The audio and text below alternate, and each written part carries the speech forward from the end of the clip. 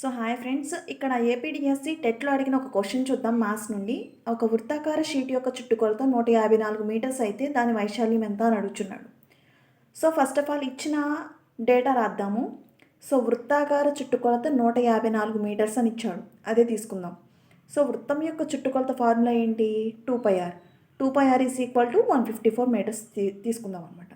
So we knows that మనకి ఏం తెలుసు అని అంటే పై వాల్యూ ఎంత? 22/7. సో 2 ఇంటూ పై ప్లేస్లో 22/7 ఇంటూ ఆర్ తీసుకుంటే that is equal to 154.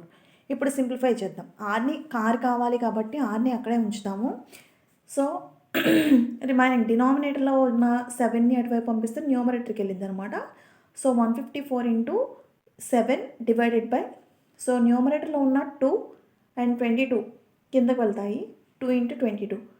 So ఇక్కడ వచ్చేసరికి 22లోను 154లో 11 కామన్గా పోతుంది.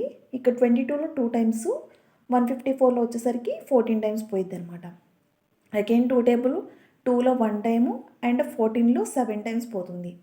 నెక్స్ట్ మనకు అప్పుడు ఇక్కడ మిగిలిపోయిన వాల్యూస్ ఏంటి? 7 ఇంటూ 7 డివైడెడ్ బై 2 మిగిలింది.